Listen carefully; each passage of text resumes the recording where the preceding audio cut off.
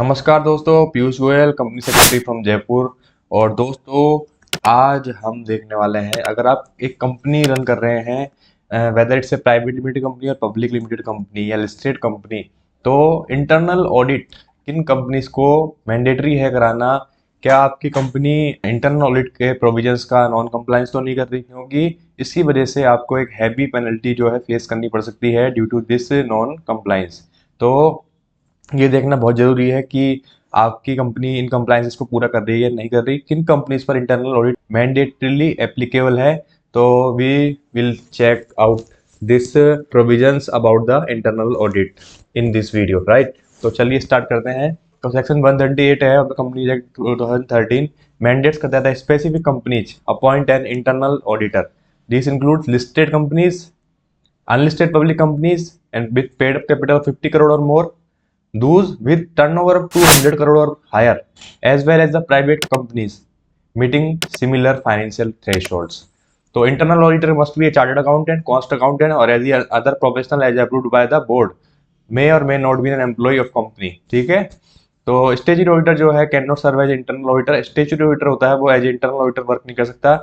ठीक है। पर एक्ट में जो है स्पेसिफाई नहीं की हुई पेनल्टीज, तो जनरल जो सेक्शन दिए हुए हैं उसके अकॉर्डिंग जो है पेनल्टीज फेस करनी पड़ेगी। जो सेक्शन 450 है, यानी जिस सेक्शन में पेनल्टीज नहीं बताई गई है, उस सेक्शन में नॉन कंप्लायंस होने के बाद आप पेनल्टी सेक्शन 450 के अकॉर्डिंग लगेगी, जिसमें फाइन है 10,000 का एंड एडिशनल पेनल्टी है 1,000 rupees per day for continue non compliance. ठीक है। तो ये इंश्योर किए गए हैं प्रोविजंस जिससे कि ट्रांसपेरेंसी और अकाउंटेबिलिटी रहे इन कॉर्पोरेट फाइनेंशियल ऑपरेशन। ठीक है। चलिए चलते हैं आगे और अब आपसे बात करते हैं। एज पर सेक्शन 138(1) जो है कंपनी जो प्रेस्क्राइब की गई है under rule 13 of companies accounts rule 2014, वो क्या करेगी, अपॉइंट करेगी इंटरनल ऑडिटर जो कि कॉस्ट अकाउंटेंट होगा, चार्टर्ड अकाउंटेंट होगा, वेदर इन प्रैक्टिस और नॉट और any other professional as decided by board. तो वो ऑडिट इंटरनल ऑडिट करेगा कंपनी की, और there is no specific penalties for the non compliance. ठीक है। तो वो सेक्शन 450 के अकॉर्डिंग लगेगी। किन कंपनियों को कराना मैंडेटरी है वो भी हम यहाँ पे देख लेते हैं। तो following companies are required to appoint an internal auditor. तो एवरी लिस्टेड कंपनी में तो बाय डिफॉल्ट एप्लीकेबल होती है सारे compliances. Every unlisted public company जिसकी paid up share capital 50 crore है या उससे ज्यादा है, ठीक है, प्रीसीडिंग फाइनेंशियल ईयर के अंदर, और इसके अलावा टर्नओवर 200 करोड़ और मोर है प्रीसीडिंग फाइनेंशियल ईयर के अंदर, outstanding loan borrowing from banks और फाइनेंशियल इंस्टीट्यूशन 100 करोड़ और मोर है at any time during the financial year, और आउटस्टैंडिंग डिपॉजिट्स 25 करोड़ और मोर है at any time during the preceding financial year.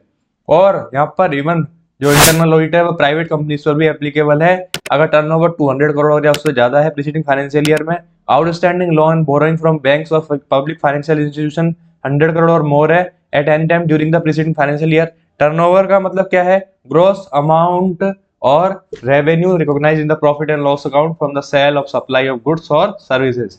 तो ये प्रोविजंस है इंटरनल ऑडिट के।